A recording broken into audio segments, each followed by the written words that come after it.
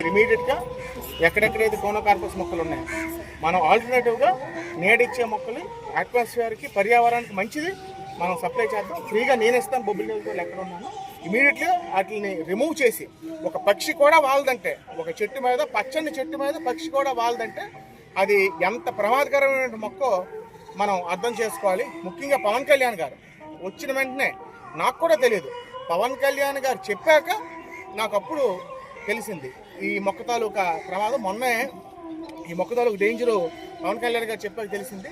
మొన్న తెలంగాణ అసెంబ్లీలో స్పీకర్ గారు కూడా ఈ మొక్క వల్ల జరిగే హానికరమైనటువంటి పరిస్థితుల్ని వివరించి చెప్పడం జరిగింది. కాబట్టి ఎవరు కూడా ఇక ముందు వేయకండి.